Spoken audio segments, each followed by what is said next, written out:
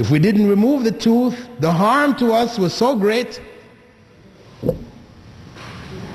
So, for the sake of removal of the tooth, the greater good, we accept that needle. Because if anybody came along with a needle that long and said, I'd like to stick you with it, you're going to say, please don't.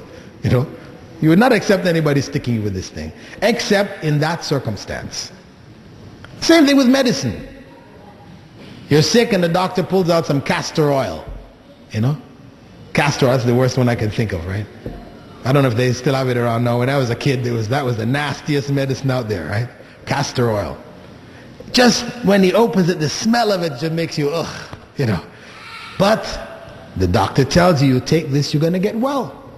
So in spite of how nasty it appears, it smells, it tastes, you're going to take it. Why? For the greater good that you're going to get from it. So similarly, Allah has created certain things which, relative to our point of view, may seem to be evil. But there is a greater good behind it. Sometimes the good is very obvious. It may be very obvious. Sometimes it's not. But the point is, we believe that Allah has created nothing purely evil. Nothing. We as individuals, we may commit what may be called pure evil, meaning we have an evil intent and we do that evil act. That is pure evil, relative to ourselves. Allah does not have any evil intent, and whatever act we see that may contain something of evil, there is a good aspect to it that maybe we cannot grasp. So even that evil, pure evil act of that human being, with that evil intent, the fact that Allah allows it to take place, it means that there is some good behind it that we can't see. So you'll see, for example, just recently in the Gulf Air had a crash. They're flying to Bahrain. Many Egyptians were on it, teachers coming back. They died. Everybody on the plane died. That's about a month ago. The next day there was a picture in the newspaper of this Egyptian, right? His father was kissing him on one cheek and his sister was kissing him on the other cheek. And what was the caption on here? The caption was, he had a big smile on his face. The caption was that he was supposed to have been on that plane. When he went to the airport, he didn't have his visa stamp in his passport. Now, this meant he was going to be late to go back to classes. Maybe he might lose his job or whatever. He was upset, screaming at the officials that they're there at the counter, why? I should be able to get on the plane. I have to get on my plane. This is wrong. You shouldn't. Very upset. But then, the next day, the plane crashed. And there he was on the front page of the paper, big smile from ear to ear, right? His father kissing him on one cheek, sister kissing on his. Because at the time when he couldn't get on the plane, he thought this was a great evil. He might lose his job. He's going to be late. Terrible situation.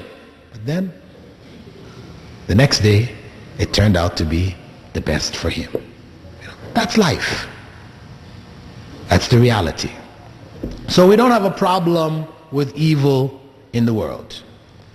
Now, the next point is that, okay, if there is a God, and you have people who say, okay, yeah, I can accept there is a God, but prophets, no.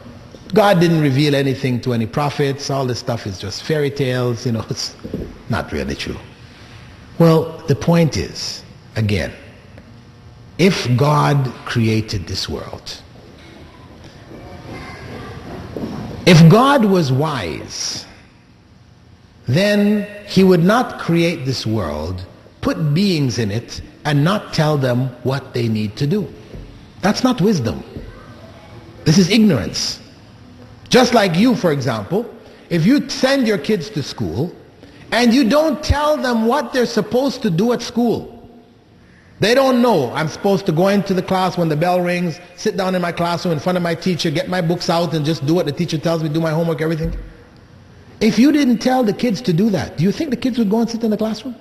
No, they'd head straight for the playground. They'd be on the playground, swinging in the swings and sliding on the slides all day till the final bell rings and they go home. That's reality. They had to be told what to do. Similarly in a company. If you hire people to work in your company and you don't tell them what they need to do, what are they going to do? They're going to go into the offices and just find out what to do and just go and work? No, no. They go to the lunchroom. They go to the lunchroom, have a chat and eat, and, they'd spend the day in the lunchroom. You have to tell them what to do. Otherwise, it doesn't work. That's very basic. So don't tell me that we have enough sense to tell our kids what to do when they go to school, or tell our workers when they work in our factory or whatever, but Allah is going to create us and put us on the earth and not tell us what to do. That's stupidity. That is nonsense. No. If there is a God, and God created us, then He told us what we are supposed to do here. So therefore, the purpose of our creation, the purpose of our being here, had to have been made known to us. And that is, of course, through the prophets of Allah. They're the ones who conveyed that purpose to us. Now, with regards to this, correcting our beliefs, we can only do that with knowledge. So it means that the first habit or first principle that one who hopes to attain success, the ultimate success out of this life, has to develop is that of seeking knowledge. Because we have to know who God is for us to do what we're supposed to do in regards to Him. If we don't know who God is, then we can end up worshiping God as a man, as Christians say, or we worship Him as Hindus believe God became incarnate in the form of a fish, of a frog. They have the elephant head god Ganesh, or whatever. Where do you stop? A cow. If you don't know who God is, then that's where you end up. So it is essential that we know who God is. So we have to have knowledge. Knowledge is essential.